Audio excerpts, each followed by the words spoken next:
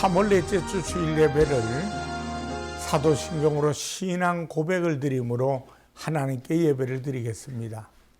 전능하사 천지를 창조하신 하나님 아버지를 내가 믿사오며 그 외아들 우리 주 예수 그리스도를 믿사오니 이는 성령으로 잉태하사 동정녀 마리아에게 나시고 본디오 빌라도에게 고난을 받으사 십자가에 못 박혀 죽으시고 장사한 지 사흘 만에 죽은 자 가운데서 다시 살아나시며 하늘에 오르사 전능하신 하나님 우편에 앉아 계시다가 저리로서 산 자와 죽은 자를 심판하러 오시리라.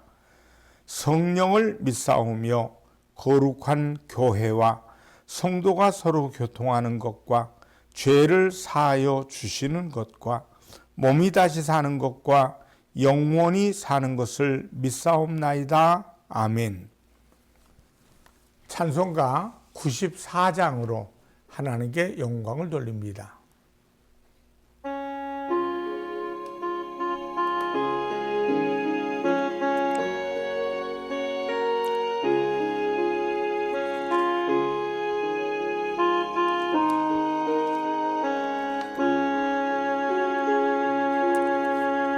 주 예수보다도 귀한 것은 없네. 이 세상 부귀와 바꿀 수 없네. 영주를 내 대신 돌아가신 그 놀라운 사랑 잊지 못해. 세상 즐거움 다 버리고 세상 자랑 다 버렸네. 주 예수보다도 귀한 것은 없네. 예수밖에는 없네. 주 예수보다도 귀한 것은 없네. 이 세상 명예와 바꿀 수 없네. 이전에 즐기던 세상 일도 주 사랑하는 마음 뺏지 못해. 세상 즐거움 다 버리고 세상 자랑 다 버렸네. 주 예수보다도 귀한 것은 없네. 예수밖에는 없네. 주 예수보다도 귀한 것은 없네. 이 세상 행복과 바꿀 수 없네. 유혹과 핍박이 몰려와도 주 섬기는 내 마음 변치 않아. 세상 즐거움 다 버리고 세상 자랑 다 버렸네. 주 예수보다도 귀한 것은 없네. 예수밖에는 없네. 기도드리겠습니다. 살아계신 하나님을 찬양합니다. 하나님께서 우리에게 복된 성의를 허락하셔서 하나님 앞에 마음과 생각을 모으고 하나님 앞에 예배드리게 하심을 감사를 드립니다. 오늘도 하나님의 말씀에 귀를 기울일 때마다 살아계신 하나님의 역사가 우리의 삶 속에서 함께하여 주시옵소서. 내가 어디에 가든 무엇을 하든 하나님 영광 돌리는 삶 되게 하시고 이웃에게 그리스도를 전하는 평강의 사람 되게 하여 주시옵소서. 가정들마다 생활들마다 묶인 문제들 풀어주시고 닫힌 문제들 활짝 열어주셔서 이제 딱딱하고 얼어붙었던 땅이 하나님 녹아지고 새싹이 돋아나듯이 활짝 열려지는 우리의 가정들도 우리의 모든 교회도 되게 하여 주시옵소서. 예수님의 이름으로 기도드리옵나이다. 아멘. 요한계시록 22장 10절로 12절 말씀을 보시겠습니다. 또 내게 말하되 이 두루마리의 예언의 말씀을 인봉하지 말라. 때가 가까우니라. 불의를 행하는 자는 그대로 불의를 행하고 더러운 자는 그대로 더럽고 의로운 자는 그대로 의를 행하고 거룩한 자는 그대로 거룩하게 하라. 보라, 내가 속히 오리니 내가 줄 상이 내게 있어 각 사람에게 내가 행한 대로 갚아주리라. 나는 알파요 오메가요 처음과 마지막이요 시작과 마침이라. 자기 두루마리를 빠는 자들은 복이 있으니 이는 그들이 생명나무에 나아가며 문들을 통하여 성에 들어갈 권세를 받으려 함이로다. 개들과 점술가들과 음행하는 자들과 살인하는 자들과 우상숭배하는 자들과 및 거짓말을 좋아하며 지어내는 자는 다 성 밖에 있으리라. 계시록 22장 10절로 15절 말씀을 통해서 종말론적 삶, 이런 말씀으로 은혜를 나누겠습니다. 기독교적인 역사관은 직선적 역사관입니다. 분명한 시작이 있고 분명한 끝이 있다고 생각하는 사관입니다. 즉 역사에 대한 인식이라는 거죠. 그 시작과 끝에 목적이 있습니다. 그래서 기독교 역사관을 목적론적 역사관이라고도 합니다. 내가 태어났습니다. 우연히 태어난 것이 아니라 분명한 시작이 있습니다. 하나님이 지으신 것입니다. 그분의 계획에 의해서 출발된 삶입니다. 그리고 이제 우리가 죽음이라는 것을 경험하는데 그것은 무한한 어둠이 아니라 종국적 목적에 이르는 통과 의례인 것입니다. 이렇게 분명한 목적지를 향해 출발되고 그것을 이루기 위한 과정을 위해 사는 것을 종말론적 삶이라 말합니다. 첫째, 그리스도인은 종말론적인 삶을 살아야 합니다. 그리스도인은 분명한 끝지점, 오메가 포인트를 향해 가는 존재입니다. 즉 오메가 포인트를 주의 날이라고 합니다. 주님께서 주인이 되어 모든 것을 판단하고 심판하시는 시간입니다.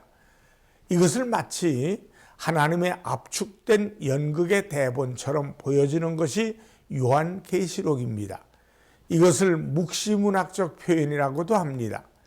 장래에 펼쳐질 이 우주와 세계와 역사의 대변혁을 인간의 미미한 언어로 세세히 다 서술할 수는 없습니다. 그래서 주요 핵심적 사항을 상징이란 표현을 통해 사람들에게 그림을 그리듯 확고하게 전달하는 것이 바로 묵시적 표현입니다. 다가오는 오메가 포인트가 확고할수록 현재의 삶이 분명한 방향을 잡게 되는 것입니다. 그래서 이 요한계시록이 기록된 것입니다. 더 이상 방황하고 고민하지 말라는 뜻입니다. 이 땅에서 너희가 해야 할 일을 분명하게 결단하고 살라는 것입니다. 그래서 오늘 본문 10절에 주의 천사가 말합니다. 또 내게 말하되 이 두루마리의 예언의 말씀을 인봉하지 말라. 때가 가까우니라. 활짝 공개하라는 것입니다. 분명히 알도록 하라는 것입니다. 왜 그렇습니까? 잠시 후에 주님 앞에 서게 됩니다. 이것이 너무나 분명하기 때문입니다. 따라서 그에 따라 이 지상의 삶을 분명히 하도록 하기 위함인 것입니다. 사실 시간이란 인간을 기다려주지 않습니다. 시간은 빛보다 빠른 속도로 진행되며 인간의 삶을 이어갑니다. 그래서 이렇게 말합니다. 불의를 행하는 자는 그대로 불의를 행하고 더러운 자는 그대로 더럽고 의로운 자는 그대로 의를 행하고 거룩한 자는 그대로 거룩해 하라 그랬습니다. 확실한 것을 알았으면 머뭇거릴 시간이 없다는 것입니다. 머뭇거린다는 것은 이미 가야 할 길을 놓쳤기 때문에 불의하고 더러운 방향으로 치달을 수밖에 없다는 것입니다.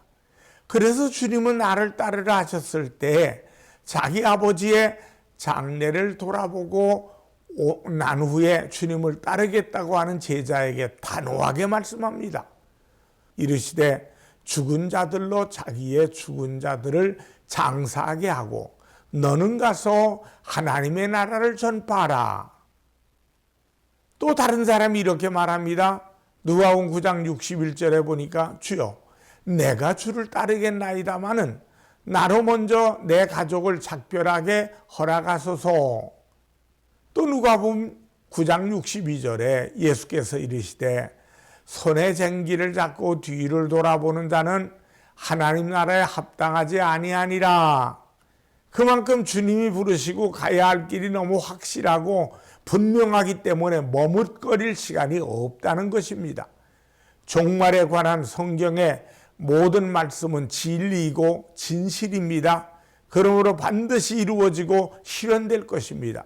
그러므로 그리스도인은 그날 주님의 날에 대한 확고한 믿음과 확고한 결단을 가지고 소망 가운데 살아야 합니다. 이것이 그리스도인이 살아야 할 종말론적 삶입니다. 둘째, 그리스도인의 종말론적 삶의 모습은 이것입니다. 그리스도인은 분명한 오메가 포인트, 즉 주님의 그날을 가슴에 품고 거기에 합당하게 현재를 사는 사람들입니다. 다가올 영원한 소망을 바라보고 지상에 남은 날을 사는 사람들입니다. 오늘이 있어서 그날이 있는 것이 아닙니다. 그날이 있어서 오늘이 있는 것입니다. 주님이 열어준 내일의 오메가 포인트를 향해 살다 보니 오늘이 빛이 되고 영원한 의미가 되고 영광스럽게 되는 것입니다. 우리에게 주어진 것은 지상에 남은 나를 어떻게 살 것인가 하는 것입니다. 마태복음 24장에 주님은 종말에 일어나게 될 대혼돈과 위기를 얘기합니다. 이때 세상은 그 혼돈과 위기로 인해 우왕좌왕 어찌할 바를 모르고 더 큰 혼란에 빠져듭니다. 그런데 이때 그리스도인은 분명한 종말관을 가지고 확실히 살아야 합니다. 그래서 세상에 빛을 전하여 구원으로 이끌 수 있어야 합니다. 주님은 이런 종말의 때에 그리스도인이 어떻게 살아야 할지를 마태복음 25장에서 세 가지 비유를 말씀합니다. 이것은 종말론적 믿음으로 지상에 남은 날을 살아가는 그리스도인의 삶의 자세입니다. 작은 첫 번째는 지상에 남은 날 우리는 깨어 준비하며 살아야 합니다. 마태복음 25장 1절로 13절에 주님은 신랑 맞는 10처녀의 비유를 통해 이 지상의 교회가 주님을 맞을 재림을 준비하고 깨어 있어야 함을 말씀하셨습니다. 물고기는 잠잘 때도 눈을 감지 않습니다. 죽을 때도 눈을 뜨고 죽습니다. 사람들은 이 모습을 물고기 특유의 현상이라고 쉽게 생각하고 맙니다. 그러나 이것은 우리에게 깊은 교훈을 줍니다. 초대교회 시절 수많은 기독교인들이 핍박을 피해서 로마 외곽의 지하 동굴, 즉 카타콤으로 도피를 했습니다. 이것은 원래 시체를 매장하는 장소, 무덤입니다. 결국 기독교인들은 로마의 핍박을 피해 10대에 걸쳐, 즉 300여 년 동안 이곳에서 생활했습니다. 그들은 카타콤 벽면에 물고기 그림을 새겨 넣었습니다. 그것에 물고기를 그려놓은 이유는 무엇이겠습니까? 물고기는 헬라어로 익투스라고 말합니다. 이 익투스라는 것은 뭐의 준말이냐면 예수 그리스도 하나님의 아들 구원자, 이걸 의미합니다. 예수스 크리스토스 테우 휘오스 소테르, 이렇게 이 단어의 첫 글자를 모아서 합성한 단어 익투스입니다. 이 물고기는 잠잘 때는 죽을 때도 눈을 감지 않습니다. 이 물고기처럼 자나 깨나 죽으나 사나 구원자 주님을 바라보라는 메시지로 받아들여서 그리스도인들의 암호로 사용했습니다. 로마의 박해 속에서 성도들끼리 나는 그리스도인입니다 하는 사인을 보낼 때 땅바닥에 물고기를 그려 보였습니다. 물고기는 그리스도인의 상징입니다. 물고기는 깨어있음의 상징입니다. 주님께서 말씀합니다. 그런즉 깨어있으라, 너희는 그날과 그때를 알지 못하느니라. 여기서 깨어있으라는 영적으로 긴장하라는 뜻입니다. 미련한 다섯 처녀들은 기름을 준비하지 않았습니다. 그리스도인으로서 삶을 살지 못했다는 거죠. 긴장하지 않았다는 겁니다. 아무리 신랑이 늦는다고 하더라도 기름을 준비하고 있어야 합니다. 그러므로 미련하다는 것은 신랑을 기다려야 할 존재인 것을 인식하지 못했다는 사실입니다. 많은 성도들이 졸며 자고 있습니다. 졸지 말고 깨어 있어야 합니다. 신랑이신 예수님께서 오신다는 사실을 잊어서는 결코 안 되는 것입니다. 우리는 재림의 날과 시를 알지 못합니다. 그러므로 깨어 있어야 합니다. 긴박감을 가지고 기름을 더해야 할 것입니다. 깨어서 믿음을 잘 지켜야 할 것입니다. 더욱더 하나님을 찾아야 합니다. 보다 강한 믿음을 위해 기도하고 더 큰 봉사를 위해 기도하고 더 어려운 고통을 참기 위해 기도해야 합니다. 예수님께서 오시는 날 깨어 기름을 준비한 자만이 주님을 맞이할 수 있기 때문입니다. 베드로전서 4장 7절에서 베드로 사도는 이 일에 대해서 이렇게 말씀합니다. 만물의 마지막이 가까웠으니 그러므로 너희는 정신을 차리고 근신하여 기도하라. 소망의 그날을 향해서 성결한 신부처럼 주님의 자녀로, 빛의 자녀로 자기의 삶을 가꾸며 깨어 살아야 하는 것입니다. 작은 두 번째, 주어진 은사를 바탕으로 충성을 다해야 합니다. 마태복음 25장 14절로 30절에서 주님은 달란트 비유를 말씀합니다. 이 달란트 비유를 통해서 주님은 이 땅에 남은 시간을 사는 그리스도인들은 주님이 맡기신 은사를 가지고 충성을 다하며 열매를 맺는 삶을 살기를 원하심을 말씀하고 있습니다. 하나님은 믿는 모든 자에게 주님이 원하는 일들을 감당할 수 있는 은사를 주셨습니다. 그리고 잠시 후에 다시 오셔서 그에 대한 결산을 합니다. 이 결산의 때를 생각하며 사는 삶이 종말론적 삶입니다. 모든 믿는 자는 잠시 후 주님 앞에 서서 하나님이 맡기신 은사에 대한 결산을 받아야 합니다. 그리고 그리 긴 시간이 아닙니다. 그러므로 충성할 수 있을 때 부지런히 충성해야 합니다. 쓸 수 있을 때 부지런히 사용해야 합니다. 건강과 물질, 능력을 쓰라고 하나님이 주신 것입니다. 안 쓰면 나중까지 유지되는 것이 아닙니다. 할 수 있는 범위 내에서 부지런히 일하는 것이 충성입니다. 성경에서 충성의 반대는 반역이 아니라 게으름이라고 말합니다. 착하고 충성된 종아, 악하고 게으른 종아, 이 두 종류의 삶으로 나누어집니다. 여기에 주님의 관점이 있습니다.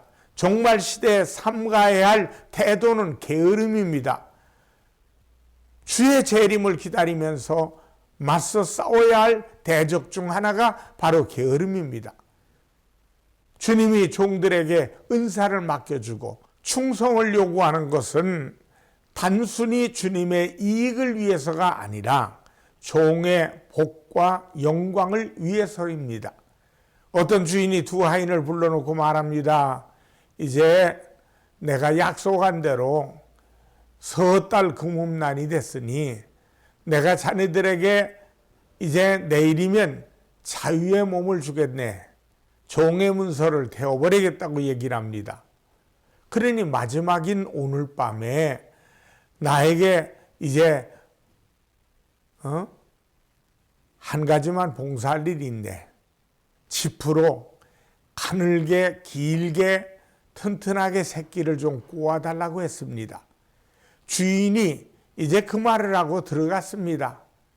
근데 두 하인 중에 한 하인은 마지막 순간까지 일을 시킨다고 하면서 불평을 늘어놓습니다. 그러나 다른 하인은 부지런히 새끼를 꼬면서 그를 나무랍니다. 여보게 불평하지 말게. 세상에 우리 주인 같은 분이 어디 있나? 아니 약속했다고 약속을 다 지키나 주인들이? 근데 우리 주인은 약속을 지킨다고 하지 않나? 내일이면 우리의 종문서를 다 태워버리겠다고 하네.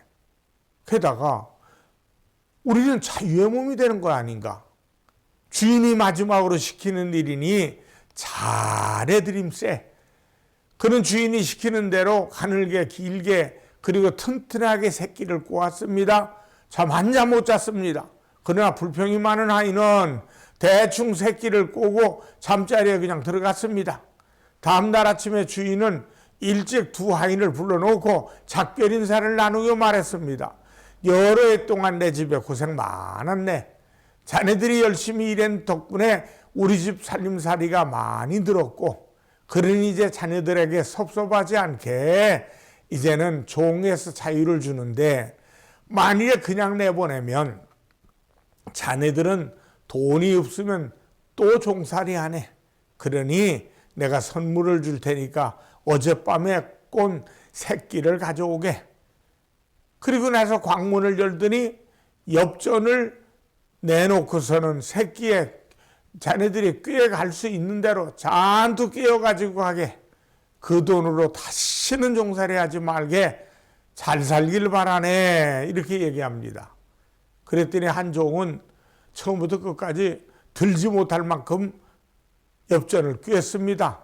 그러나 다른 종은 집어를 내니까 너무 새끼도 짧고 그리고 대충 꿰었더니 아무리 집어를 내도 구멍에 새끼줄이 너무 두껍습니다.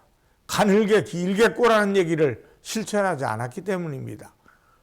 여러분, 이야기는 우리가 너무나도 잘 아는 예화입니다. 하지만 주님께 충성한 자는 반드시 그만큼 충성의 대가를 넘치게 받게 된다는 교훈을 잘 전해줍니다.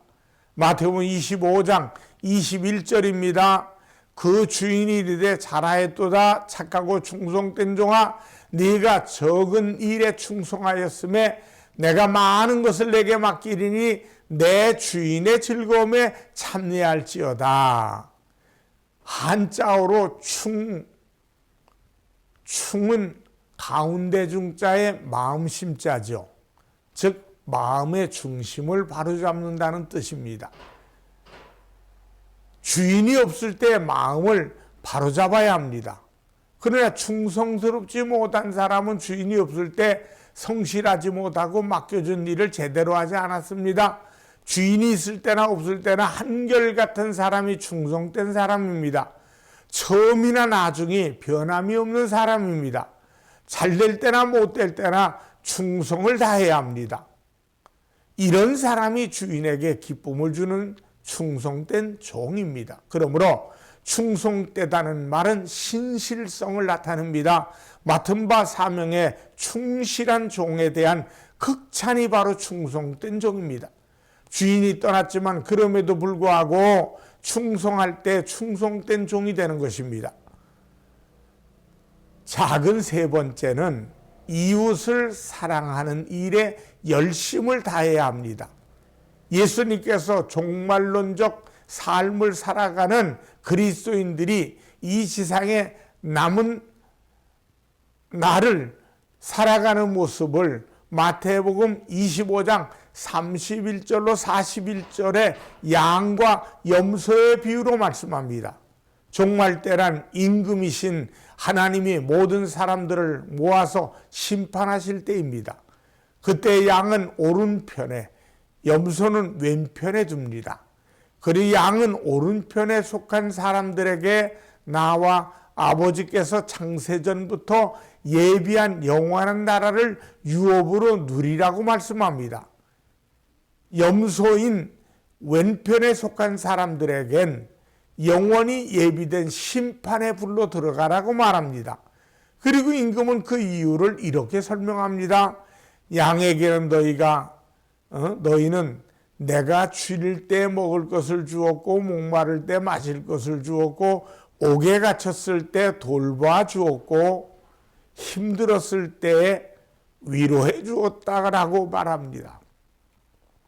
또 염소에게는 이렇게 말합니다. 너희는 내가 줄일 때 먹을 것을 주지 아니하고 목마를 때 마실 것을 주지 않았고 옥에 갇혔을 때 돌아보지 않았고 힘들었을 때 외면했다 그랬습니다. 자, 이 양과 염소 둘 다 말을 합니다. 주여, 우리가 언제 그렇게 했습니까? 그러자 임금이 말합니다. 여기 내 형제 중 지극히 작은 자 하나에게 한 것이 내게 한 것이요. 여기 내 형제 중 지극히 작은 자 하나에게 하지 않는 것이 내게 하지 않는 것이라. 지상에 남은 시간을 사는 성도 여러분, 여러분의 삶은 이웃을 사랑하는 삶이어야 합니다. 주님은 성도들에게 이 삶을 원하고 계십니다. 하나님의 관심은 지극히 작은 자에게 있음을 알아야 합니다. 작은 자를 업신여기거나 돌아보지 않는 것은 하나님을 업신여기는 죄를 범하는 것임을 알아야 합니다. 독일의 소설가를 우리는 헤르만 헤세를 잘 압니다.